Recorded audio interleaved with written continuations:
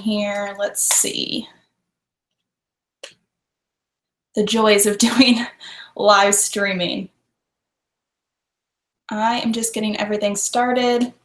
If you can see me, hey, say hi in the chat box down below so I know you can hear me. I'm just checking everything on my end, and just to like give you a little heads up, there's usually like a 10 to maybe 15-second delay between when I talk and you guys can hear me, so just letting you know. I'm starting at 8, but I wanted to hop in early, make sure all the tech was good. I've done Google Hangouts before, but it's always good to be prepared and to make sure everything is working good. I'm also using a new chat option. If you are watching the webinar right on the webinar screen, then you will see down below there is a Facebook plugin for a chat, and I'm using that for a chat. It seems like it's in real time, but it does seem like I need to refresh it to see what you guys are saying. The reason I wanted to try this one is because sometimes I find that the regular chat boxes are a little bit distracting. There's too much going on and, you know, so much back and forth, you can't keep up with everything. So I felt like this would be a little better, especially since it's connected to your Facebook account. It's easier for you guys to connect with each other and for me to connect with you guys as well after the webinar is over, which I really wanted to be able to do. So it does seem like there is a little bit of delay with the chats, and it does seem like I need to refresh them. But if you are seeing this, if the sound is good, let me know in that chat and I will refresh it and just check it. If somebody could just let me know. You can see me, you can hear me, like leave me a comment, give me an emoji, give me something to let me know that this is good. It seems good on my end, but I like to know that one of you guys can see it. So we're gonna get started here in about 3 minutes. I'm going to try to be right on time. And that's about where we are. Let me check this here. Oh, good. You can see and hear me. Hey, girl. Hey. I'm glad. Okay, so I'm figuring out how this chat works. It definitely seems like I need to refresh it to see everyone's comments, which is totally fine with me because I will chat away during this webinar and then I will get to your guys' questions sort of towards the end. Feel free to chat away in there, you know, as you please. Keep in mind that if you refresh the screen to see any new chats, you may need to hit the play button on the live stream to refresh it. So just a little tech tip for you there. It is 8 o'clock right where I am. I don't know where everyone else is tuning in. I know I had a few people over in Europe sort of say, hey, it's 2 a.m. here. I'm not gonna be able to watch it. So we will be recording this webinar and I will try to keep it up for a while so you can refer back to it, or those of you who weren't able to jump on, you can watch it. There is a little bit of a freebie that's only available for those of you that are watching it right now live. So good for you for jumping on, but there are freebies available for everybody who is watching, even if you're watching a replay, because I know that some people, you know, I don't expect you to be coming on at 2 a.m. to watch a webinar because girl knows I wouldn't. I need my sleep. And I am drinking full caffeinated coffee like right now. What am I doing? I'm not gonna sleep tonight, but been one of those weeks so far already. I am excited for this webinar though. I almost don't even need coffee because I get jet. This is like my favorite part of doing Caffeinate and Conquer kind of stuff. I love doing the back end stuff, writing blog posts and doing all of that, creating videos. But whenever I get to jump on live is kind of my favorite because I feel like I get to interact with you guys a little bit more. I've been doing Instagram Live a little bit more lately, and I just love that real-time aspect that I get. And I'm super, super jazzed for this webinar because I know a lot of you have been sort of maybe tiptoeing around the idea of creating video or thinking about it or wanting to do it or maybe just getting back into it. So I have a ton of really great information to give you. I was going through the webinar just about an hour ago and there's a lot of information in here and I'm really excited to give it to you guys. So I'm just really jazzed up about that. So we're gonna get started here in about 1 minute. I am just checking everything. It seems like everyone can see me, looking like you're hearing me. That's good. Everything is good. I'm really glad. Somebody from California, 5 p.m. there. That is nice. I bet the weather is beautiful there. Can't beat that California weather. I'm just so jealous of the California weather. Okay, it is, let's see, it looks like we are just about at 8 o'clock, so I'm going to get started. I know that your time is precious, my time is precious, and I don't want to waste your time. So we're going to be timely. We're going to get started right now. If you jump in at the end of this, it's recorded, so you can get anything that you missed or whatever. Just a few basic tech things. There's a little information on your sidebar. If you lose the feed, just refresh your screen, hit the play button, it should start again. The chat is a Facebook plugin, so you may need to refresh the screen if you want to see new chats, but we're going to try to hang the chats until the end of the webinar.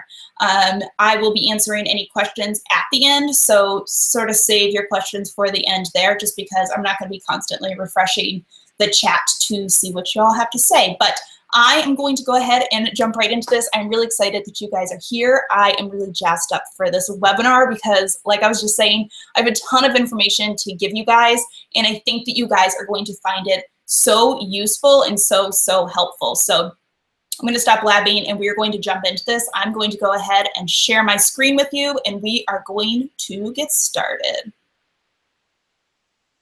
Alrighty. I'm going to hit present here.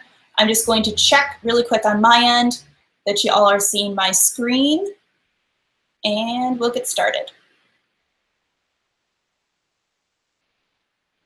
All right, everything looks good. So we are here today to talk about video content for bloggers. If you are here, if you're watching it live, if you're watching it as a replay, I don't care. I want you to lift up one of your hands, sort of like put it in the air, and then take your other hand and give yourself a self high five, because you deserve one if you are here watching this webinar. Today's webinar is all about how to make video content work for you as a blogger. I know that having original video content is so important, and it's going to continue to grow in importance. However, I know that video can feel kind of overwhelming for a lot of you. And on top of that, once you get started on YouTube, you may start to feel like you're struggling a little bit to gain traction and get new viewers and new subscribers. And that's essentially why I created this webinar for you guys. I wanted to help you to sort of start to learn how to get successful on YouTube, how to be successful with video content, and help you grow your audience, your reach, and your engagement. I have a ton of really great stuff, including some goodies and a little giveaway that I'm going to tell you about. How about right now?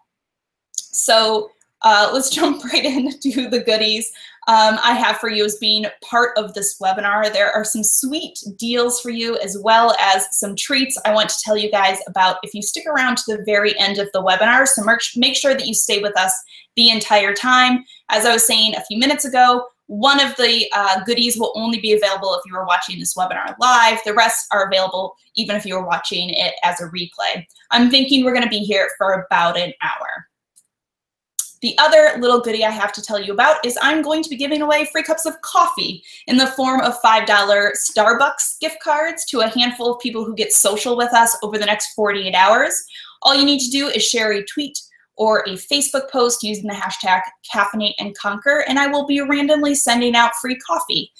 So you can do this right now using the social buttons that you see just to the left of me on the webinar screen if you're watching this on a desktop, or later when the webinar is over. You got about 48 hours. I'll kind of do it over the next 2 days. I'm not going to be too strict with it, but free coffee is always good. We all need to stay caffeinated. Some basic housekeeping really quick. Like I said, if you lose your feed, you may need to just refresh your screen, hit the play button to get started again. And there is a chat box down below. It is in real time, but you may need to refresh the cache on your screen to see the chat. We will be saving all of the sort of chatting and Q&A for the end of the webinar. And of course, you can always get social with us on Twitter using the hashtag #CaffeinateAndConquer. So what are we going to learn today? We're going to talk about why video is important to you as a blogger. We're going to talk about best practices for making video, about tackling the process of actually creating the videos that you need to make. We'll go over a little bit about the equipment that you need, as well as some suggestions from me about what equipment you might want to think about getting. Then we will talk about, once you get that video up on YouTube, what sort of things can you do to get views on the videos? How can you understand the YouTube algorithm? As a blogger, you might understand the Google algorithm. YouTube algorithm is different than that. We will also talk about getting subscribers on YouTube, which is It's a whole, it's, you know, another mountain to climb, but I'm going to give you some really great tips about how to get some subscribers, some people clicking subscribe on your YouTube channel. And then at the end, we are going to connect it all to your blog and your brand. How does this all relate to your blog and how can you connect them? Quick little introductions, just in case we haven't met before. I did look at the webinar roster maybe an hour ago, and I saw a lot of familiar names. I also saw some names that I didn't know yet, so I am excited to sort of have a chance to get to know some of you that I don't already and connect. So if you don't know, my name is Callie Bransford. That is a picture of me. My daytime career is in internet marketing. I actually spend my 9 to 5 helping small businesses grow their online presence. So I help them essentially generate leads from the internet, brand themselves properly across their different social media channels, and so on. And then I have my side hustles, as I very lovingly call them, and those are a little bit harder to explain because I wear a lot of hats, but I find it easiest to explain it by describing my 2 different brands. My first brand is But First Coffee, which is my personal blog and YouTube channel. I write blog posts and create YouTube videos about life, beauty, and DIY. Basically, I say that if it saves you money or it saves you time, I'm probably blogging about it. Caffeinate and Conquer is my educational website and business. It's a blog, it's a YouTube channel. There's also e-courses, there are e-books, there's coaching, and essentially it's where I help other bloggers and creative entrepreneurs learn about internet marketing, SEO, how to do search engine marketing, how to do video marketing, like we're talking about today, lead generation, and so on. So a little story about how I kind of got from 0 to having these 2 brands. But First Coffee came around first. I started blogging on my personal blog about 4 years ago. And it started as a total side hobby. I didn't know what I was doing at all. I was actually teaching at the time. I went to college for education, and I spent a little bit of time teaching elementary school, as you can see me doing that here. And then I taught English as a second language to middle school and high school students for about 3 years. And that's when I started blogging as a hobby. In 2015, I'd been blogging about 2 years, and I had fallen so in love with the industry of online media and blogging that I decided it was time to quit my job as a teacher to pursue internet marketing full-time. And leaving education was really bittersweet to me because I love to teach. And that's why I decided to finally launch Caffeinate and Conquer. Caffeinate and Conquer is a place where I can combine my 2 passions of SEO and internet marketing, as well as teaching. It's a place where I can help teach other bloggers and creative entrepreneurs and content creators how to grow their online presence. And it contains, like I said, e-courses, e-books, blog posts, video tutorials, coaching sessions, and so on. And Caffeinate and Conquer is what has allowed me to create educational webinars like the one that we are going to talk about today. Now, since today's webinar is all about YouTube, I'll give you a quick little background about my experience in YouTube and tell you a little bit about my YouTube channel. My brands, both But First Coffee and Caffeinate and Conquer, have a YouTube channel because I know how important video is. And we'll talk about that a little bit more in just a few minutes. But First Coffee has been producing original video content for about 3.5 years now, really only consistently for maybe 2 years. As of today, my videos on But First Coffee's YouTube have over 6 million collective views, which is just really crazy to me. I've grown the channel to I think we're over 92,000 subscribers now, and I have new people subscribing every single hour. Last year, I was also one of the winners of the YouTube Next Up competition, which was really cool. They hold it annually, and if you win, you get to go, all on YouTube's dime. They take you out to New York City, and you spend a week there working at YouTube Space New York City with other content creators and YouTube production team, sort of learning more about YouTube, creating engaging videos, video production, and so on. Working in YouTube and creating videos has also opened other doors for me. It has gotten me gigs working for some big-time brands, for some big-time payouts, some big compensation, which I'm going to tell you about a little bit more later in this webinar. And the exposure has also allowed me to show up multiple times on local news stations, which really helps me to increase my reach, especially as I'm trying to localize myself a little bit more as a blogger and become a little bit more of a local Connecticut blogger to sort of increase my reach in my local community. So I'm not telling you all of these really great things about me to stroke my own ego, but instead I wanted to sort of lay it all out so I could give you an idea of where you can get to when you're using video content alongside your blog and alongside your brand. So I want to quickly cover some of the benefits of creating original video content on YouTube as a blogger to sort of get you jazzed up and really give you a solid idea of what you can do with video as a blogger. So the first thing to, sort of just put in your back pocket and really understand is that video content is on the rise.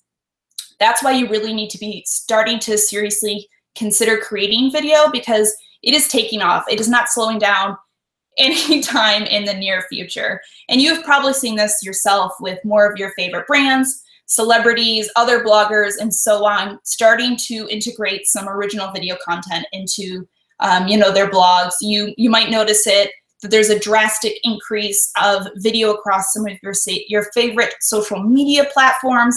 Videos is essentially everywhere.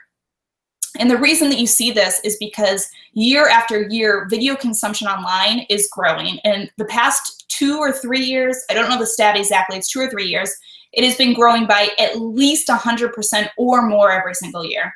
And because of this growth, it is anticipated that by 2020, less than 3 years away, which is crazy to think that 2020 is that close, but in less than 3 years, over 75% of all of the internet traffic consumed on mobile devices is going to be video content. So if you just think about that for a minute, it's 3/4 of all of the internet that people are consuming on their phones is going to be video content. And considering that more internet is consumed on mobile now, that's a really huge number and a really, really wide audience. If you're not making video, you're going to be missing out on this entire red section, on a huge fraction of what your audience is going to be is consuming online now and is going to be continuing to consume online. So the next benefit, and maybe one of the ones that is the most exciting to you as a blogger, especially if you're sort of doing this as a side hustle or even if it's your full-time gig, is that when you create video, you are going to get paid more for your content. Straight out, totally flat, I get paid anywhere from 5 to 25 times more money when I have a video integrated into my content in some way. And in some instances, I get paid more than that. Brands know how important video content is. All these stats that I'm telling you, the brands know this too. And they know that video content is going to continue to be really important. And because of that, they have a lot of money in their marketing budgets for video content. So here's a quick little look of real payouts that I have gotten for a variety of different blog posts that I've made. On the left-hand side, you can see those first 4 are some blog posts I made. Maybe it was a blog post with some social sharing. And then on the left side, on the right side of the red arrow are some payouts that I got for something that included video. It might be a blog post and video, or maybe just a video that went up on my YouTube channel. It might be a video. Sometimes brands just want you to create a video that then they own and they put out on their YouTube channel. I've done that quite a few times. So you can see just by looking at this graph, the drastic difference between the left-hand side, which is no video, and the right-hand side, which is when I start integrating video. Like I said, I'm getting paid anywhere from 5 to 25 times more for content when it includes video.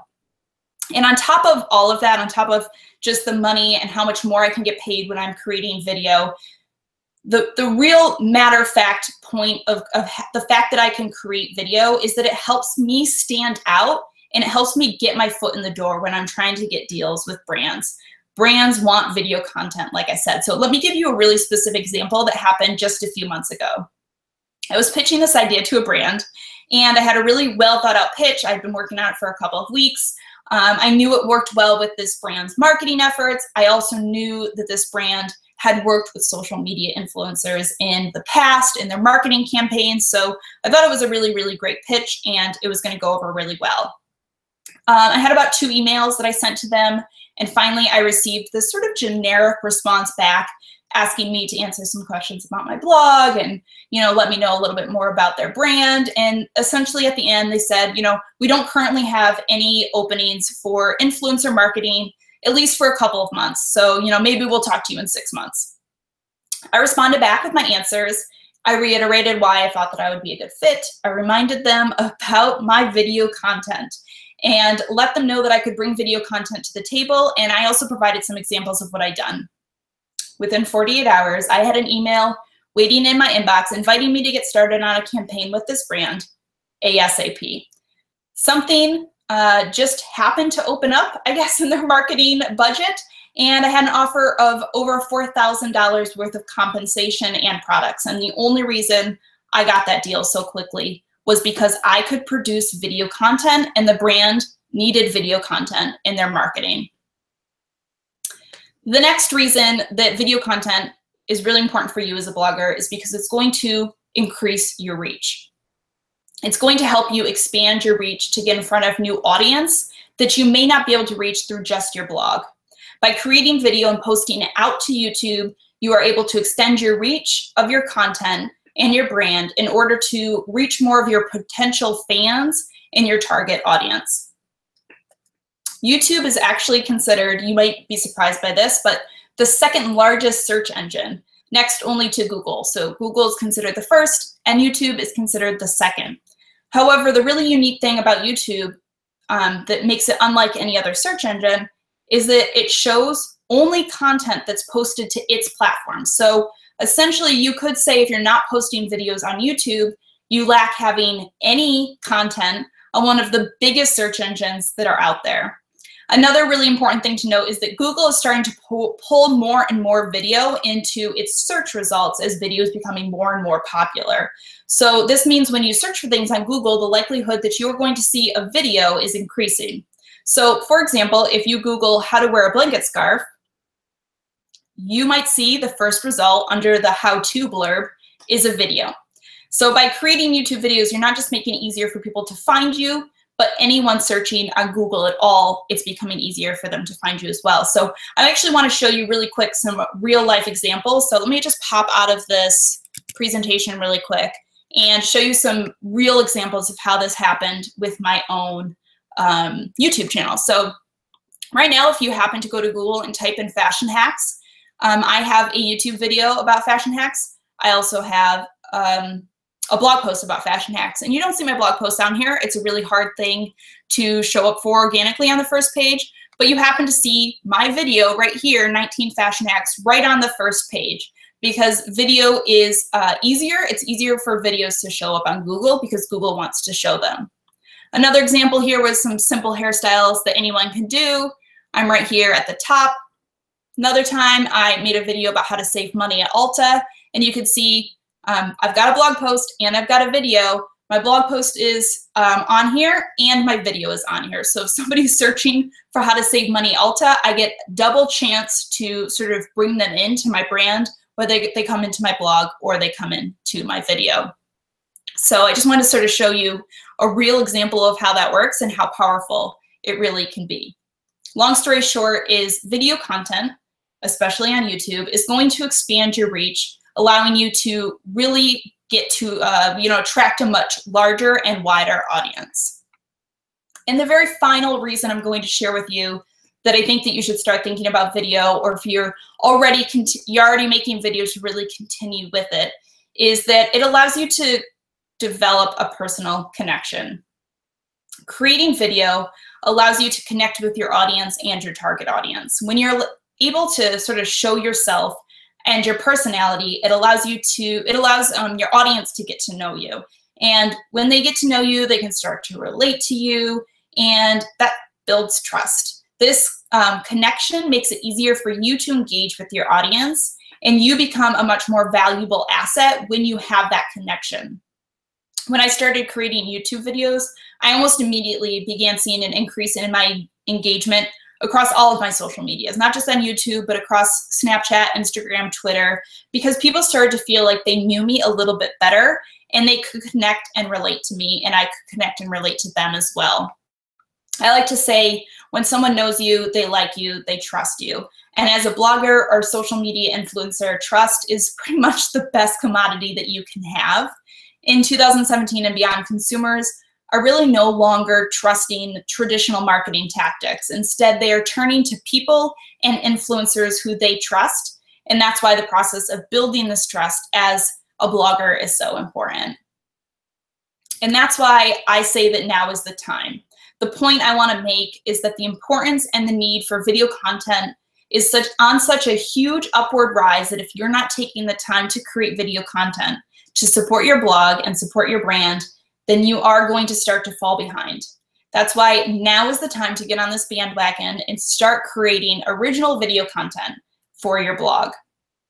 So you might be feeling a little more jazzed up about video right now if you weren't already. Now that you really know these benefits, you're going to develop these personal connections, you're going to get paid more money, who doesn't want that, and you're going to grow your audience. But I think probably the first hurdle that people hit when they say it's time to start creating video, the statement that I hear a lot from other bloggers is, I don't have the equipment I need to make video. I've heard this over and over again. I don't have the equipment, how do I do it? And my question to that statement would be, do you have a cell phone? Because if you have a cell phone, you have everything that you need. What's most important is that you take the step towards getting started, even if it's just with a cell phone or the camera on your laptop. In the beginning, it's really about getting comfortable in front of the camera, talking to the lens, getting over that I feel so awkward, I sound so awkward part of it, and just jumping in sort of feet first. You don't need to have the best equipment to get started. Good equipment is great. We're going to talk about equipment in a second, but don't feel like you need to have the best equipment to get started. And in case you were wondering, in this picture that you see right now, yes, I am wearing shorts under that dress. So I just want to clear the air there. Once you do start getting more proficient with video and you decide it's time to invest in some equipment, I want to briefly go over some of the equipment that I suggest, give you some tips. The way that I looked at it is when I started creating videos, I had just some freebie little camera that maybe cost $79, and that's what I used to create my first few videos on YouTube. You can go on my YouTube channel right now and you can see them. They are not anything fancy. As I started to make money on YouTube, I invested it back into my YouTube channel. And the first thing I invested in was a camera. I'm not going to tell you exactly what camera to buy. There are lots out there, but I will give you some suggestions of specs of things you might want in a vlogging camera. The first thing you want is a flip out screen like the one you see on the bottom. You usually are filming yourself, and it is a lot easier when you can see yourself in the frame of the video. You definitely want something that is at least full HD. That's sort of the norm. If it goes up to 4K, that's really great because that is the future of video. Something with a higher FPS is great. FPS stands for frames per second. Image stabilization is always really great because you're probably holding the camera. Unless you're always doing tripod work, it's going to stabilize your image. It's something that's built into a lot of cameras nowadays. And then the last thing to think about that you might not think about right off the bat is to see where the internal microphone is on the camera. Almost all cameras have some sort of microphone built into them. You want the microphone to be front-facing, meaning it's up towards the lens. Typically, you are standing in front of the lens talking to the camera, and by having a front-facing microphone, you're going to make sure you're picking up your sound and not the sound that's in the back of the camera if the mic happened to be in the back of the camera. Speaking of which, at some point you might decide you want to upgrade to a different microphone. Mics are really great because they make sure that your voice is picked up perfectly, that it's muffling out all that background noise. And what I usually suggest to get started is an on-camera mic like this one you see here. It's really great because it actually clips right onto the top of your camera, depending on what camera you're using, but it clips onto the top of most, usually where your external flash would go. And it doesn't need a separate battery pack because it plugs right into your camera. So it's really easy for sort of when you're just getting started with video or even intermediate video production. The next big thing to consider is lights. If you're looking to upgrade your equipment, lights is a great place to go because really, bad lighting could definitely ruin a video. And if you don't have lights, like I didn't when I first started, you're constantly chasing natural light. Natural light's beautiful, don't get me wrong, it is, it's probably the best to film in, but it's not always around, especially if you are working a 9-to-5 like I am, trying to make your videos when you get home from work. So there's lots of different kinds of lighting options. There's LED panels, which are the one that you see most over to the right. There's umbrella lights that are probably your most affordable option. They're a little bit bulky. You can't control the light, but you can get them. I think you can get like this, almost this exact set for like 80 bucks on Amazon. And then there's light boxes, which are going to give you a nice soft light. So there's really a range of lighting that you can go from sort of $50 up to hundreds and hundreds of dollars. And the last little thing that you might want to consider getting is a remote. As a blogger, you probably already have a camera remote like this, because I'm sure we have all been in that place where we're trying to take pictures of ourselves for our blog. You're all probably watching your screen right now, sort of like nodding your head about that time you were trying to take pictures of yourself with your camera remote. You probably already have one. Also, it was really, really great for video because you can make sure that you are in focus and you can use it to focus yourself before you start filming. Unless you have a husband who wants to always focus you, which mine doesn't. Sometimes he does, but not always. A camera remote's going to do that for you. So that is my little basic overview of equipment. I'm happy to answer more questions about specific things about equipment when we get to the Q&A session, but I kind of want to plug along here and get into some of the meat here and start talking about how to get noticed on YouTube. I think it's probably what a lot of you are here for. It's probably something you're really excited about from this webinar. So let's start talking about, once you create this video, how the heck do you get your videos seen on YouTube?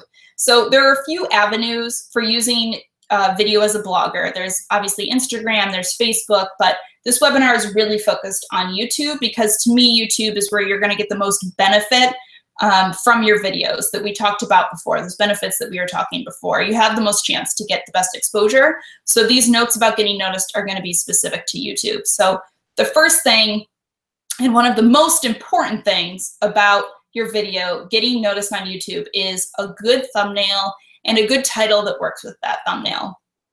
Thumbnails are really important to your video, and I think a lot of people, especially when you're first starting on YouTube, neglect them. I know I sure did. You're going to see some examples of some of my early thumbnails, but when people are scrolling through YouTube, whether they are on their desktop or they are on their mobile device, that thumbnail is pretty much the only thing that's going to make them slow down enough to even read the title of your video and then decide if they're going to click on it or not.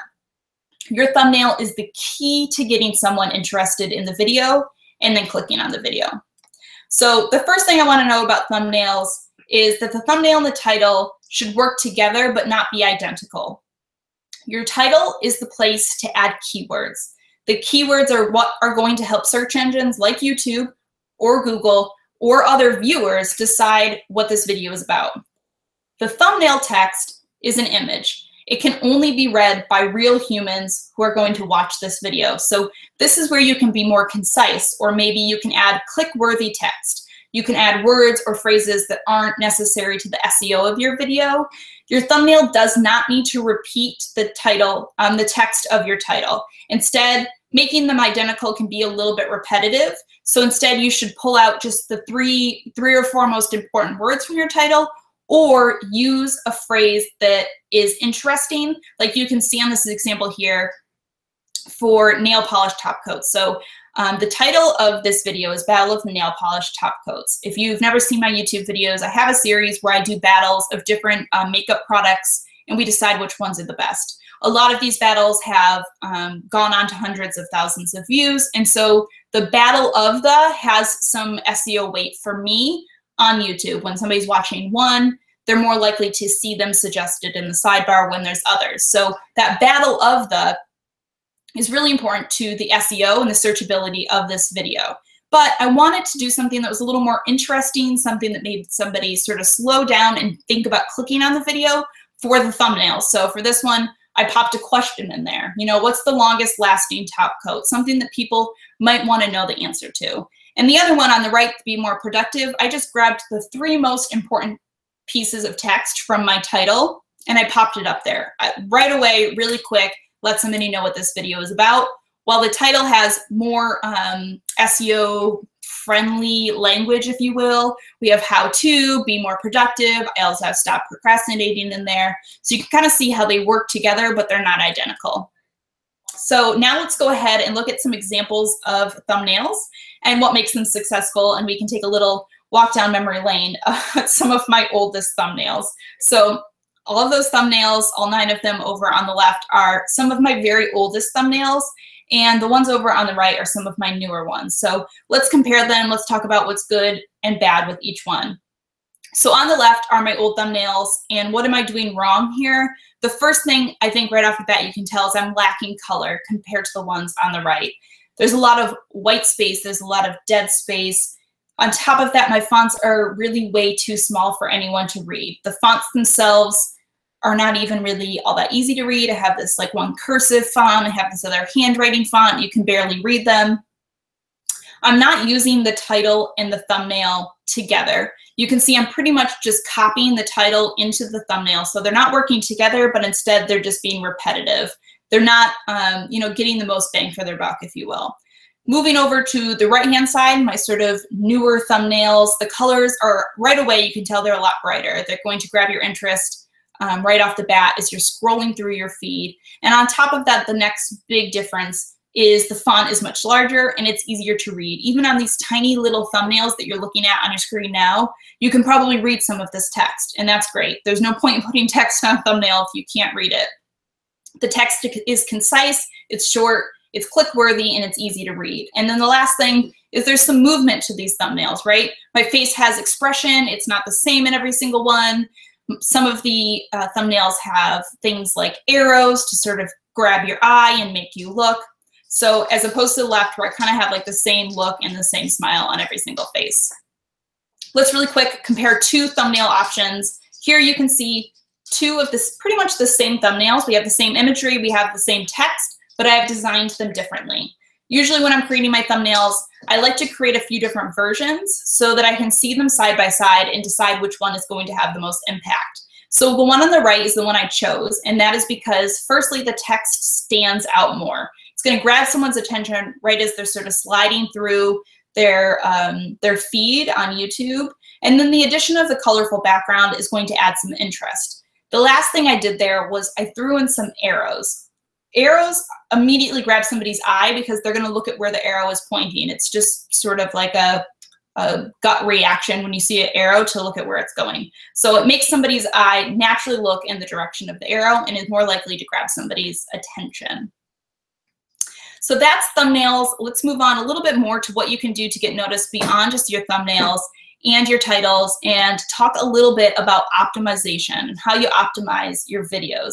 This is something you might be a little bit comfortable with as a blogger. You might know a little bit about SEO, a little bit about, you know, the importance of having some keywords if you're creating content that you want to be searchable and you want to show up. So the first thing is your title should include relevant targeted keywords for the content that you're creating. So like we talked about, your thumbnail can act as a place for extra text or words, but you want the SEO words and the keywords to the actual title to be in the actual title. So you want the real keywords and the real SEO to be in the title because that's what YouTube can read. YouTube can't read the thumbnail. A quick note is to always remember to keep your titles around 60 characters or under. Usually I try to do between 50 and 60. After 60, your characters are going to get cut off and you're going to get an ellipsis, and people aren't going to be able to read it unless they sort of click through to the entire video. The next place to optimize your videos is the description box. The description box is really a pretty important element that I think a lot of people neglect to take advantage of. And it's a place that can really help sort of boost your viewership because not everyone is taking advantage of it. Your description box is going to do a few things. It's going to describe to the viewers what your video is about, obviously. It also happens to be where you can tell YouTube and other search engines what this video is about so that it shows up easier in search engines. Now, remember, Google, YouTube, other search engines, they can't listen to your videos. They're not watching your videos. They rely entirely on the text surrounding your video, your title and your description box to tell them what this video is about. So it's important you don't neglect the description box because this is a place where you can let YouTube know what your video is about. Fill it up with text about the video, throw some helpful links in, and don't forget to have any important keywords in there. The last place that you can add some SEO and you can optimize your video is the keywords, the sort of tags at the bottom. I think YouTube calls them tags. Tags aren't super, super important, but they do help you and you don't want to overlook them. So You want to include a few keywords in here to help YouTube and search engines learn more about what this video is about. You want to do a mix of short and long. So you can see I have some one-word keywords or one-word tags in here, as well as some multi-word tags and keywords in here. There are some rules about how many tags really YouTube cares about. There's been rumors that they don't really look after 10, they don't look after 30. I usually put somewhere between 8 to 15 in here. There's really not a science to it. Just put the most important ones, the ones that you find to be the most important, and you think are the most important, at the front. So now let's jump really quick into the YouTube algorithm. You may know a little bit about the Google algorithm. Essentially, it's how Google decides what it's going to show to searchers on its search page, and YouTube has one as well. YouTube has an algorithm that decides how it's going to show videos to people who are searching on YouTube. Excuse me. And it also has an algorithm, the same algorithm, to decide if it's going to show videos as a suggested video. We've all been on YouTube, we've been watching a video, and we see the suggested videos on the sidebar. That's really a prime real estate. It's a great place to show up because it's a chance for you to get your videos in front of people who probably haven't seen you before. So there are a few pieces that play into the YouTube algorithm, and I'm going to go over those really quick, sort of the top, I think it's about 4 pieces that are the most important to the YouTube algorithm.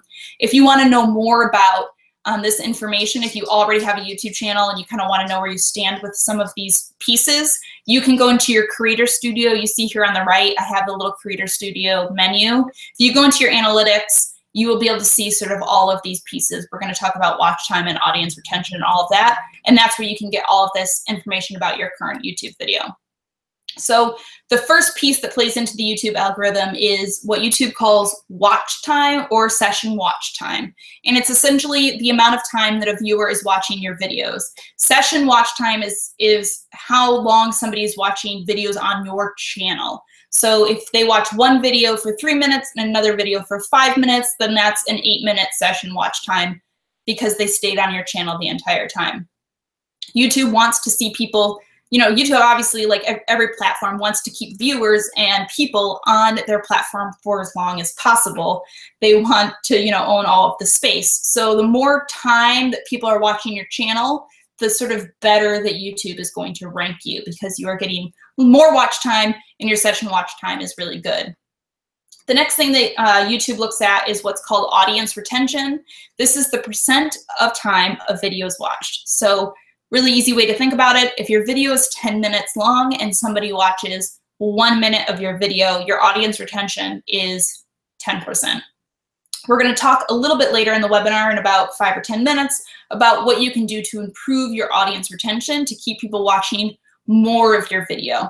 A good thing to shoot for is somewhere around 60 to 75% audience retention is like a good sort of goal to go towards. The next thing that Google sways into its little algorithm is what I'll call interactions, and this really just has to do with comments, likes, and shares. There's a lot of things you can do to sort of increase your interaction. You can simply ask for comments. You can ask for likes. You can create videos that are really, you know, share worthy, but really getting your users and your viewers to interact with your video in some way tells YouTube that it's a good video and that your channel is worthwhile.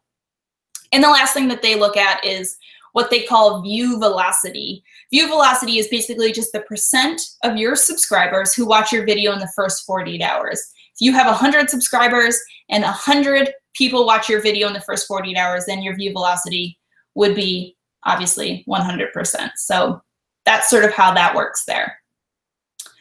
All right, so that is the basic breakdown of the YouTube algorithm. A lot of this plays into, you know, improving any of these things is going to help you obviously get more views. And the last sort of little thing to note that's going to help you get views on your videos, just like with your blog posts, is to share it, and to share it again. Just like with your blog posts, once a video goes live, you might want to use a scheduler like Hootsuite or whatever scheduler you might use to schedule out posts about the video. Obviously, when a video first goes live, you want to pop it into your scheduler, share it right now, but you also want to make sure that you're sharing it out into the future, especially if you're creating really great evergreen content. You don't want to just get some views now and then let it die. Very, very often on YouTube, I have videos that do really well, in the first 48 hours and then die off. And I have other videos that don't do so well right away, and then for some reason months later will totally take off. And that's sort of just the nature of YouTube. So it's important to sort of keep people coming to your videos because you never know when they might start to take off and get more and more views. As far as a little sort of graph of the social medias that I find to be the most useful to spend your time promoting your videos on, these are kind of how I rank them. The top two that I find are Twitter and Facebook. It's really easy for somebody from a Twitter post to get directly to YouTube to watch the video, and same with Facebook. People, as you know, you're popping through lots of social medias, and most people they don't want to pop out of one platform into the other unless it's really easy for them. There's a link that takes them directly to do that. And Twitter and Facebook both do that. I would say Instagram is the next, and this is exclusively only because of Instagram stories. I used to rank Instagram really low on this graph because the only way, if I post a picture on Instagram and I say, hey, I have a new video, you're gonna have to click off of that picture, go to my profile, click the link in my profile, then watch the video. And it's just way too many steps for the average user to watch my video. So it's not the best for getting views from a social media platform to your videos. But now with the integration of links into Instagram story, I obviously am gonna give this a little bit of a higher weighting because I can put a link right into Instagram story, and it's a great way for people to get directly from the story to the video. Next is Google+. Google+ is a great place to share your videos. It actually has some really good SEO value. The only reason I rank it a little lower is because I find that not tons and tons of people are on Google+ or interacting or sharing on Google+. And then the bottom two are Snapchat and Pinterest. Pinterest is getting better with video, but it's not quite there yet. I think that we will see Pinterest doing more and more with video, doing more autoplay with video, doing more video pinning, but it's not quite there yet, so I still rank it really low, but keep your eyes open for it because I know it's coming. And then the other one obviously is Snapchat. It's pretty much impossible to get from somebody from your Snapchat to click out of Snapchat and then figure out how to get to your YouTube video unless they know you really well and they're already subscribed or they know your URL. So just not a great place. It's fine to jump on there and let people know, but it's not a place you're probably gonna get a lot of click-throughs to your YouTube videos. So at this point, we've talked about how to get views. Now let's talk a little bit about how to convert those viewers into subscribers and get people to subscribe to your content. The first thing that you're gonna wanna do to get these people to go from viewers to subscribers is to make your content really engaging. It seems sort of obvious, somebody's gonna hit the subscribe button if you create awesome videos, right? But it's really the best way to do this is to make your videos really engaging. So just like with blog posts, nobody wants to watch a boring video. They don't want to read a boring blog post. They don't want to watch a boring video. You want to keep your audience captivated and excited to watch your videos. This is the kind of content that makes people want to hit the subscribe button and continue to come back and watch your content. So how do you make these videos engaging? You're probably like, hey, great, Callie, an engaging video. How do I do it? Well, I'm going to tell you. The first get their attention in the first 10 seconds. This is my best piece of advice when it comes to creating an engaging video. The first 10 seconds is your prime time. This is when your video is going to make it or break it, and so many people neglect this first 10 seconds. You would be surprised how many people click off of the video in the first few seconds. And I'm actually going to show you a graph here to give you an example. This is an example of my watch time on audience this is a graph of my audience retention for one of my older videos. Before, I really learned about the importance of those first 10 seconds, and I learned about how to improve my audience retention. You can see that before people even got to maybe 10 seconds in, I'd already lost 40% of the viewers. Now, it's common to have some drop off at the beginning. You'll pretty much always see drop off in the first few seconds, but 30 seconds in, I've already lost half of my viewers. So what I started to do was focus more on the beginning of my video. How can I retain those people so that they actually watch the video and I'm not losing half of them before they even see what the video is about? Another graph. This is when I started to improve my watch time. 10 seconds in, I still have about 90% of my viewers. Like I said, it's really common to lose some people right at the beginning. That's totally normal. And then you can see with this video, I don't even drop below the 75% mark until about 2 minutes in. So the way that I did this was by starting my video in a really engaging way. In this particular video that you're actually looking at the graph for, I started right off the bat by asking a question. I asked the viewers if they knew an answer to the question, and then I told them I was going to answer that question during the video. So I've grabbed their attention with a question, and then I've given them a reason to continue watching this video. And you can see that overall I was able to maintain a pretty decent audience retention until about those last 20 seconds or so when I was doing the outro of the video. So I grabbed them right at the beginning, and then I made sure to continue to keep them engaged throughout. So you grab them in those first 10 seconds, then what do? How do you keep them there? How do you keep that audience retention high? You want to keep your momentum going. So the way that I like to explain it that I think makes the most sense is to think about your video like a road. A road has a final destination, which is the end of your video, but roads also have lots of places to turn off. There's detours, there's side roads, there's path, there's lots of places that people can go off. And on the YouTube platform, it's the same thing. There are suggested videos in the sidebar. There's lots of other places they can go. Maybe, you know, their social media is blinking. There's something else they want to do. So you want to keep people on your road and prevent any detours. So what I like to do when I'm writing the idea for my video, when I'm filming my video, and when I'm editing my video, I look for any of these, what I call detours, these spots where they might get bored or I might lose them. And I seek to add something to that video that's going to draw them back in and keep my momentum going and keep the video engaging. The last way to make sure that your videos are engaging is obviously to just have fun with your videos. When you show energy and you show passion for the topics that you talk about, this energy is really going to be contagious, and other people are going to become enthusiastic about your content, and they're going to feed off of your energy. So make sure to let your excitement and energy for the video content, whatever you're making videos about, let it shine through. No one wants to listen to someone sort of bore on in a monotone voice about something. I think we've all had that one teacher. We really hated the class because the teacher talked in a boring, monotone voice. And we all had that other class that maybe the content wasn't that interesting, but the teacher was at least excited. They had some energy for the topic, and it made it a lot easier to listen to that class. And video is sort of the same way. So always think about how you can make your videos more entertaining to watch. Now, it's important to sort of note here, this doesn't mean don't be yourself. Energy and passion is going to look different for all different kinds of people. You don't want to force energy. You don't want to fake it. Just make sure that whatever the energy, whatever passion, whatever fun sort of looks like to you is coming through, and that you're having fun and you're enjoying the process. And also know, if you're sort of new to video, this will get easier. You're going to get more comfortable creating videos. If you're creating them right now and you're feeling really uncomfortable, it is going to get easier as you go. Just remember that your viewers are coming to your videos for your content, but they're hitting that subscribe button for you. So you need to let yourself shine through. The next way to make sure that you're getting people subscribing and not just watching is to have consistency. And consistency, we want to talk about that in a couple of ways. The first one is consistently create awesome content, right? People are coming to your channel and they see that you're consistently putting out content that's really good, that's in some sort of topic that they're interested in, they're more likely to subscribe. You want to have consistency in your style, then people can sort of come to know what to expect.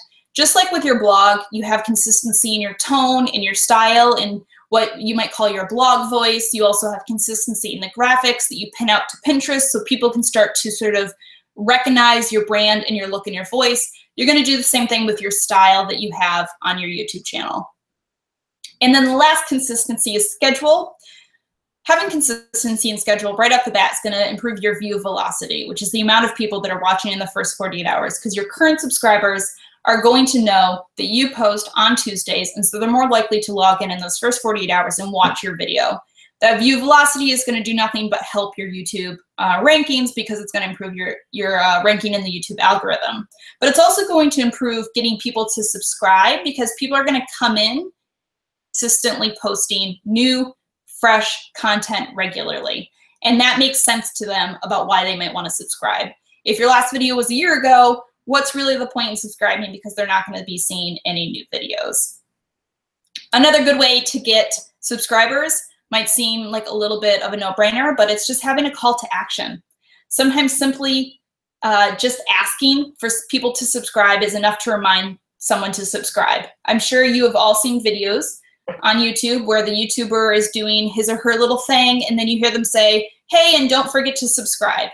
There is a reason that you've seen this over and over again, and that's because it's known that simply reminding someone to subscribe can be enough to make them do it. So think about places it makes sense to add this. Personally, I have a pet peeve when someone asks me to subscribe to their channel at the very beginning of their video, because if I'm not subscribed already, it's probably the first time I'm watching their video, and so I don't really know anything about them. So think about maybe where it makes sense to add that, whether it's, you know, once you're a minute in and you've said a little bit, or it's in the middle of the video or at the end of the video, or you mix it up. Typically, I mix it up. Sometimes it's more towards the beginning of the video, sometimes it's more towards the end. But think about places to put that call to action that makes sense, but that isn't, you know, sort of obnoxious.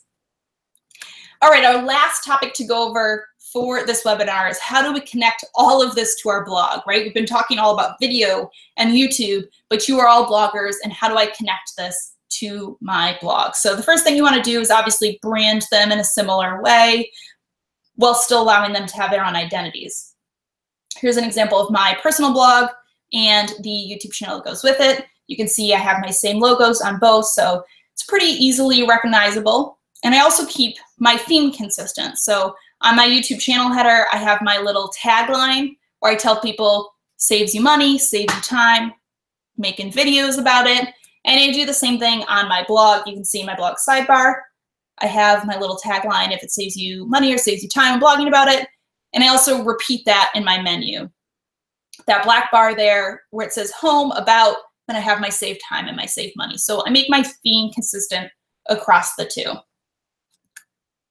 Now, the last thing that you want to do, obviously, is link the two together. You want to have a link on your YouTube channel to your blog and a link on your blog to your YouTube channel, but you want to go beyond that, right? You want to speak about them both on each platform. While I'm on YouTube and I'm talking to my YouTube audience, it doesn't mean that I'm not a blogger anymore, right? I still talk about blogging and being a blogger, and I do the same thing when I'm on my blog about YouTube.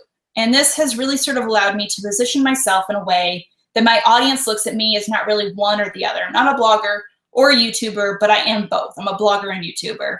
And brands and PR companies look at me the same way. And they look at me as the full package of being both of those. Some additional things to think about when it comes to connecting your YouTube channel and your blog: don't assume that they are the same. You need to let them have their own identities, just like your social medias aren't the same. Your audience is not going to be the same on both platforms, just like they aren't across all of your social medias. I think this is sort of a weird thing to think about when you are blogging for so long and you really get to know your audience really well. You get on YouTube and you kind of assume that YouTube is the same audience that's on your blog, but you'll probably find that it's not. There's definitely going to be a lot of overlap, but they are going to be different. My audiences are very similar in what they like and what they enjoy, but I know that my blog audience is different in age and in some ways in some of their interests than my YouTube audience is. So just like your audience on Twitter is different than your Instagram audience, you need to embrace each audience for what makes them different and craft content that makes sense for them. The last thing to remember, which in some ways can be a kind of a hard lesson to learn, is that not every video is a blog post, and not every blog post is a video. Just because you have a video that you made that's really great, it doesn't always mean that it makes sense to go on your blog, and that's totally okay. Instead, you want to make video for YouTube inside your theme or your niche, and then maybe post it to Facebook or Instagram because it makes more sense there. It's okay if they don't always work perfectly together in total unison, as long as they make sense for your brand and for your overall theme. And lastly is to be yourself. At the end of the day, both your blog and your YouTube and all your other social medias have one thing in common, and that's you. So make sure that you stay true to yourself, stay true to your style, stay true to your tone, and the two platforms will really start to feel like they're working perfectly together. A question that I get a lot from bloggers thinking about getting into YouTube is, what's your best tip, right? I get that all the time. What's the best tip that you can give me for getting into YouTube? I want to do it. So I'm going to play off of two popular brands out there to answer that question. The first one is to just do it, right? And the next one is to have fun out there. Don't let fear of not being good enough hold you back. Enjoy making videos because you're going to quickly learn that it's a lot of fun and it's really sort of addictive. So jump right in and then have fun doing it. So I just really have one question left to ask you, and that is, are you really ready to conquer video content? And if you are, what are you waiting for? If you're truly ready to take the next step with creating video content, I want to invite you to enroll in Conquer YouTube, which is an e-course that I created that is your complete step-to-step guide for creating engaging video content, growing your audience, developing a successful YouTube channel. So I'm going to jump into the Q&A session of this webinar in just a minute, but I want to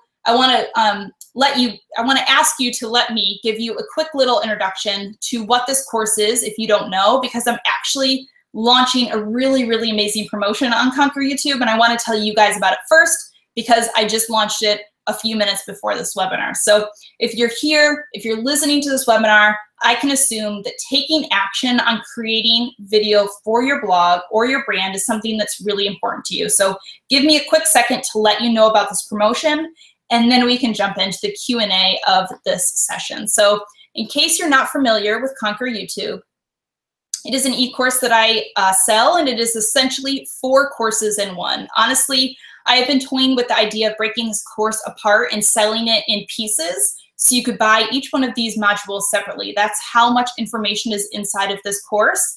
And I probably could do that and make a lot more money, but I decided that that didn't make sense. If somebody was going to buy this course, I wanted you to get all of this information about successfully creating videos and using YouTube to grow your reach as a blogger. So it's broken into 4 modules. Module 1 is all about production. We talk about equipment. We talk about filming techniques. I break down every kind of equipment and what the pros and cons are of all of them. I talk to you about the pre-production, the planning and strategy that goes into making really great videos. And I even give you a full real live demo of how I set up lighting for my videos, as well as what I do for sound. And I sort of give you a sneak peek in the back of how I do all of mine. Module 2 is all about getting views. So we talk a little bit like we talked about in this webinar. What is video SEO? How do you make videos engaging? But we go a lot deeper, and we don't just talk about the YouTube algorithm, but I tell you how to hack that YouTube algorithm. I give you actionable tasks for every single one of those things, what you can do to improve upon them so that you can really start showing up in those suggested videos and really start to get those views. The next module is all about getting subscribers. How do you turn those viewers into subscribers? A big part of that is defining what your audience is, who your target audience is, and how can you target that ideal subscriber to get them to come in to watch your videos and then subscribe so that you can grow your channel subscriber count. And then the final module is probably my favorite, just because it was something that when I first started YouTube, I wish that somebody had given me this module, to be honest, and I spent a lot of time struggling with it before I had to like self-learn it myself and do all of that. And I think it's something that would be really helpful to a lot of you as even a new YouTuber or somebody who's been working on YouTube for a while, and that is the channel strategy. I have come up with the 5 pillars that every channel should have. I help you write your channel mission and come up with your strategy for your channel. And we also talk about your posting strategy. So what content to post when. So that's all of the modules. There is also a workbook inside of this course. It's over 45 pages. It's got worksheets, it's got planners, it's a mammoth, it's a lot. All of that comes inside of this course. So usually I sell this course for $375, but for 1 week only, starting today, I'm cutting the price of this course to $250. But wait, there's more, because no promotion is good without a, but wait, there's more, and I really, really wanted to have one because this is my promotion, darn it, and I wanted a, but wait, there's more. And oh boy, do I have more. So not only are you getting Conquer YouTube, which is usually $375, but I'm also throwing in a YouTube channel audit. If you don't know what a YouTube channel audit is, it's something that I sell. It's a coaching service, and it's essentially a customized, personalized checkup on your YouTube channel, along with personalized tips and tricks for how to improve. So This is designed to be 100% personalized to your YouTube channel. We can also talk about your blog and how it connects if you want it to be, because it's totally personalized. And we go over all of it in a 45-minute Skype call where you and I will jump on and talk. I'll cover all aspects of the audit, from things you're doing really well with your videos to things that I would like to see to help you improve.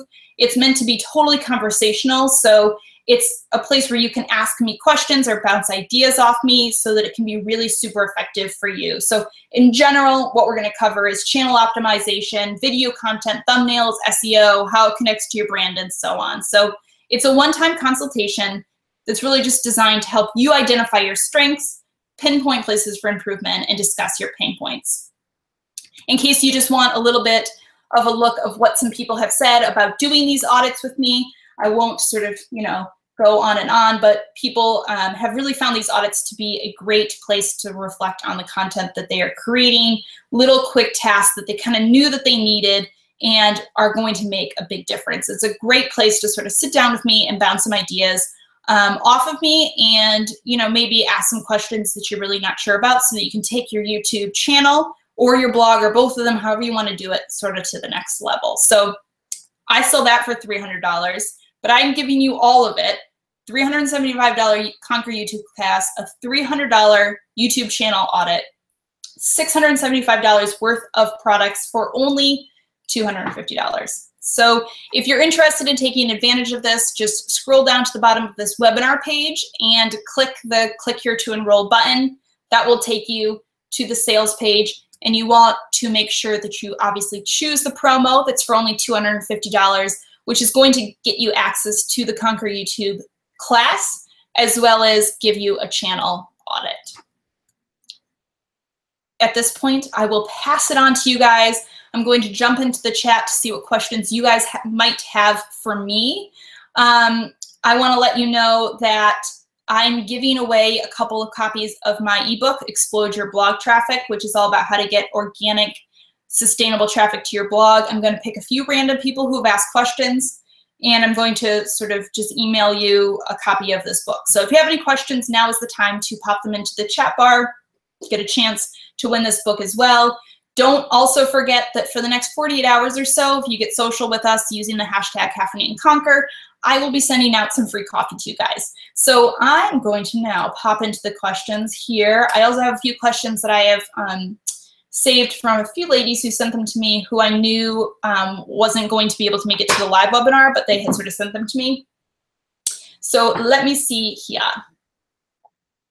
And I'm going to actually pop out of here too so that y'all can see my face again. Here we go. Okay. All right. All right, here we go. The first one I have is, don't mind me while I flip around here, guys. Sorry. I want newest here. Okay. I'm so glad to see some of you are chatting here in the comments. That's great. So Amanda had asked, is it just for beginners? I'm assuming she's talking about Conquer YouTube, the class Conquer YouTube. Is it just for beginners or for everyone looking to get more into making videos? It is definitely for both. I think it's probably even most effective if you've been making videos a little bit, because it is very in-depth, and a lot of the course is looking at your analytics and taking your analytics and learning from them and deciding how you can improve them. So if you have some videos already, or if you have a channel that you've already sort of been working on, it's an awesome, awesome course for you, especially that last module that's all about your strategy, because you need to sort of have some content going into it. It certainly is going to make sense for you if you haven't created any videos at all, but to me, it makes the most sense if you've been doing a little bit of video and you're ready to sort of like really jumpstart it, you're really ready to conquer YouTube and take your video content to the next level so you can reap all of those benefits that we sort of talked about with video. I have another question here about what cameras I used specifically. Just so you know, the two cameras that I use, I have two. The first one I have is a Canon Rebel. It's just like a Canon Rebel, maybe like the 5i or whatever. A couple different lenses for it, but that was the first big camera that I bought for myself to create YouTube videos with, and it's really a good one to use. I also recently upgraded and got a Canon PowerShot, I wrote this down, Canon PowerShot G7X Mark II, which is like a little handheld guy. And I got that for more sort of vlogging. It's on the go. It's like kind of an easier, versatile on-the-go type of camera. And I really highly suggest both of those. There's other great options, but those are the two I use and I really, really like. What are some tips for not caring what people think? This is a really great question. When you get on YouTube, it's something about YouTube, you're immediately in front of a wider audience than you might be on your blog, which is why that's one of the great things about YouTube, because you can immediately obviously extend your reach to a much wider audience, but it also means you might be getting a little bit more of what we'll call internet trolls or people leaving nasty comments. I get them all of the time. I'm not going to sugarcoat it. I do get them, especially when videos start to go, semi-viral. They're getting lots of views. You're going to get people who leave nasty comments, stupid comments, rude comments, some comments that are just dirty and you just need to delete them. I would say the best way, there's sort of two ways to approach it. The first way I approach it is there's so many more nice comments than bad comments. And so I try to focus on that, try to focus on the good comments. The other thing I try to always remind myself is if somebody's spending enough time to leave some sort of nasty, rude comment, then they're probably a pretty sad person anyways. And I just kind of, instead of being upset about it, I just feel bad for them that that's their life, is going on YouTube and finding videos and leaving nasty comments about them. Another important thing to remember is there's a lot of trolls on YouTube and they don't really care about you at all. They probably didn't even watch the video. They leave these comments in order to try to get some type of reaction out of you so that they can, kind of troll you is what they do. And so sometimes I remind myself that a lot of times it's just these trolls who are just looking to get a reaction. And by giving them that reaction, I'm really just playing right into their hand. So do I delete bad comments? Honestly, I really don't. If it's, I have a rule that if it is straight out, like if it's derogatory, if it's sexual, if it's like anything that's really nasty or like explicit, I will mark it as, it's not spam, but you can mark it to YouTube and like flag that person. It deletes them off of your comments and it flags them. And that way, if that person gets flagged enough, they're going to get removed from YouTube. And I kind of do that. That's like my way to help keep YouTube sort of healthy, get those people off of them. But in general, if it's just like a stupid comment, like I get stupid comments all the time. You talk too much, you blink too much. Why, this was stupid. You were stupid the way you did this. I mean, you just get all sorts of silly comments. I really just ignore them and I leave them there. It just is, deleting them is not really going to do anything. Keeping them, whatever. Some people choose to delete them. Some people choose to respond to them. My approach has always just been to ignore them and let them be, because it really doesn't hurt me. But if you are sort of bothered by them, I would say go ahead and delete them. Who cares? You know what I mean? They don't need to be there. Any tips for vlogging? I'm assuming when you say vlogging, you mean like on the go, sort of like vlogging your life. Definitely get yourself a good handheld camera, like the one I have, the PowerShot, the GX, not GX, it's the G7X Mark. Something that's on the go, that's handheld, that's small. Something that has autofocus in it that doesn't make a noise. A lot of cameras have an autofocus where it will focus on you while it's doing the video, but it creates this really annoying noise. So make sure it's like a silent autofocus. Have one of the little handheld tripods. There's like the little guys. I don't have mine here, but there's like a little guy. And that way you sort of, depending on where you are, you can either be holding it or you can flop it out on a table. That's a really great way to do it. But my biggest tip for vlogging is just remember, you're going to be vlogging in front of people eventually at some point. So just like with the blog photos, you have to just get used to like shoot here and you just have to deal with it. You kind of have to get over that initial nervousness of doing that sort of stuff in front of people. But I think that vlogging is great. I did it really consistently for a while and I really loved it. And to be honest, vlogging is great because it's a great way to connect with your audience and let them see sort of like the inside of your life. But it's also great for yourself because you kind of have this documentation of your own life, and it's really fun to go back and look at all of that. Really quick here, something with WordPress. I'm so glad I'm getting the comments that you're enjoying this is really nice. I'm really glad that this webinar is helpful for you. I have a question here about where do I create my thumbnails. I create my thumbnails on PicMonkey. I just like that I get a little more versatility. You can also use Canva. I'm sure a lot of you use that for your Pinterest graphics or just your blog graphics in general. I like PicMonkey because it's slightly more artistic, so I can do a lot more with the photos and deleting out backgrounds and what have you. Obviously, if you have Photoshop, that's probably the best place to do it. I don't use Photoshop because I just never fully learned how to use it, nor have I bought it and put it on mine. So if you're looking for a free option, Canva or PicMonkey are really, really great ones to do.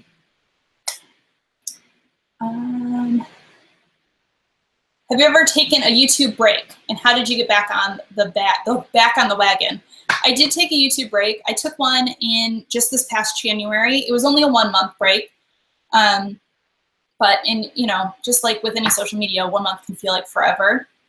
How did I get? I feel like once, for me, getting back on the bandwagon, it had been long enough that I really missed the process of making videos, so I was really excited to get back into it. And I would say that's probably how I got back onto it. But I also just sort of had missed the interaction that I was getting. I had missed all the benefits that I talked about that I get from video. I had missed the chance to grow my audience. When you're not making video, you're sort of, I'm lowering, my views on YouTube are lowering. My reach overall is going to be lowered. So I wanted to get back into that. I wanted to continue to grow my audience. And I really had just sort of missed it. And that's really the best way I can explain that I got back into it is I knew I was ready because I missed it and I wasn't forcing myself into it. I think it's totally fine to take breaks, just like with your blog, just like with social media. Taking a break is sometimes you just need to do it and you just need to unplug, whether you do a week or a month, or you do 6 months or whatever. If you're sort of not enjoying what you're doing anymore, then you might be it might be time to take that break. But I think maybe if you're struggling to get back on, just sort of think of the excitement of the process of creating the videos and that sort of creative process of doing it and sort of get yourself jazzed up. Also, a funny little note, sometimes when I'm not feeling super jazzed about sitting down to film a video, I will watch some videos on YouTube, just like reading some blog posts will sometimes get me jazzed up to write a post. Sometimes just watching some really great videos from people who create really great content can get me really excited and sort of get me like jazzed up and excited to watch a video. To film a video. So that one often works for me as well. What tip do you have for someone who has never uploaded a video but is just starting their blog? I'm going to go back to my first tip and say, just do it. Just totally jump into it. If you haven't done any video at all, you're just really getting started, maybe start with jumping on Instagram Live or doing some Instagram stories, do some Facebook Live, film some just really basic things so you can get comfortable talking in front of a camera. I have, like I think I said earlier in the webinar, my first video I ever made on YouTube is still up on YouTube. And you'll see that it's like total voiceover. I was so uncomfortable. The first video I ever created where I was actually in front of the camera, I must have filmed it 1,000 million times because I just was so uncomfortable and it just felt so weird. So just the process of getting started, just jump in, get started. Maybe you can make a video that never ends up on YouTube or never ends up on your blog. Just the process of doing it and getting started and overcoming some of those first initial nervousness is really the best advice that I can give, is jump in and do it. I'm refreshing the chat, so don't mind me here. Do you think that generally you need to have a couple of videos similar to a company that you're pitching, or just the fact that you have video and experience is enough? Like home decorating videos before pitching to a furniture company or a decor company. I think it's more really just your style. Very often if I have a company that comes to me directly, like I didn't pitch to them, sometimes it's not a brand or product that I have worked with before or I've even made videos about before, but it's because they are looking for somebody who creates my style of video. So I wouldn't say that you have to, no. Actually, I have done a YouTube video that was all about furniture. I worked with a brand on it, and I had never done a home video before. I had some home video on my content. I had some home content on my blog, but I didn't have any video content about it. It was more just that I had creative videos for brands where I was able to, in a way that, that they found, I was able to seamlessly bring their brand into the video in a way that felt really authentic. They saw that I was able to, show their brand. I was able to integrate it into the video. I was able to put all, sort of talking points into a video that expressed what they wanted in the brand or in the product really well. And it's more that they were looking for that. Obviously, just like with your blog, they're looking for a demographic.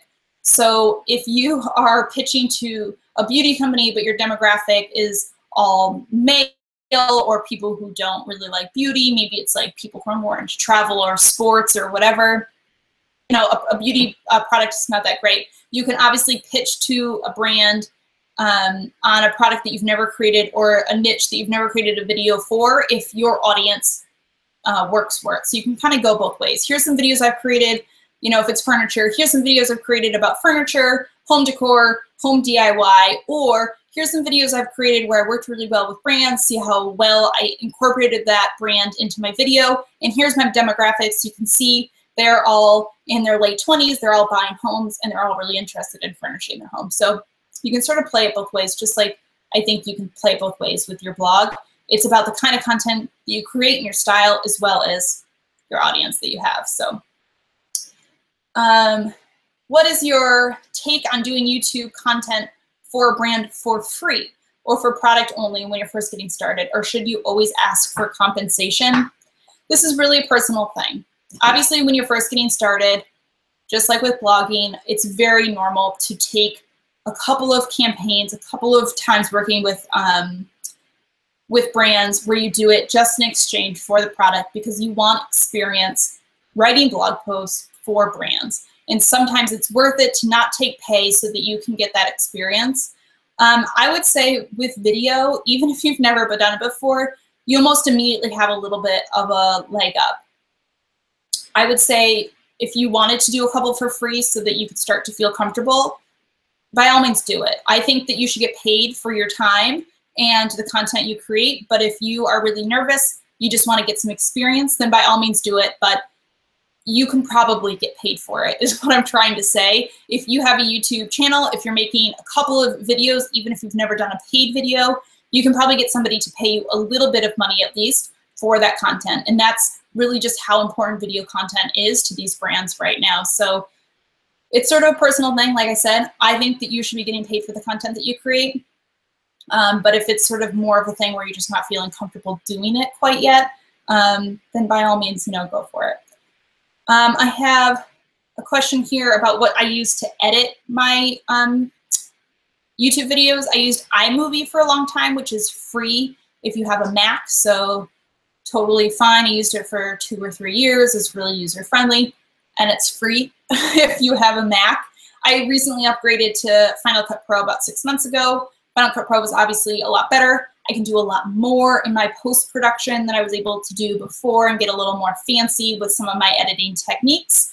Final Cut Pro, I think, is a one-time cost of $300, and for me, it was totally worth it. But if you're just getting started, any of the free editing softwares will totally work for you. They will get you where you need to go and sort of get you in the process of, like I said, a lot of it is just getting started, making the videos, understanding, the clips you need and the process of editing and all of that. So don't feel like you need to do a purchase one. I have one more here, and then I think that we probably have gotten through most of them. And the question is, how often should I be making videos? Like I said, consistency is really key, especially with YouTube. If you're just doing YouTube, usually a good consistent schedule is twice a week. That's probably sounds exhausting to you as a blogger. It's exhausting to me as a blogger. I do not make 2 videos a week. I tried once and I burned myself out really, really fast. It's more just about the consistency and about having sustainable consistency. Picking a schedule that makes sense for you. If you are maybe making videos right now, you're just starting or whatever, and you're really struggling to get 1 video out a week, don't make a schedule of twice a week. If you're struggling to get videos out once a month, then don't make that your schedule. you want to look for a schedule that you can create that's going to be consistent. So for me, once a week works really well. If I had the time, I would do a little bit more, but once a week gives me enough time to work on my blog, as well as enough time to plan for a video and edit it and get it up and create a video that I feel really good about. If that seems like way too much for you, then do an every other week sort of thing. You know, do the first Monday of every month. Whatever is going to be a sustainable, consistent schedule for you is going to be the best. So there's no really right answer, just as long as you're being consistent with it. I'm going to refresh this one more time and make sure I'm not missing any questions. I'm glad that you guys are feeling jazzed up about creating video content again. If you're not part of our Facebook group, definitely join the Caffeinate and Conquer Facebook group. You can get that from caffeinateandconquer.com, and we can chat some more about creating videos and all of that good stuff. I hope that some of you will take advantage of the Conquer YouTube promotion that I'm running. It's only good for 1 week. I'm canceling it next Wednesday, the 28th at midnight. So this is the only chance you're going to get that course for only $250. And I'm throwing that channel audit in there as well. So I'm going to go ahead and end this webinar now. Don't feel like this is the end. If you want to chat with me, you can always shoot me a tweet.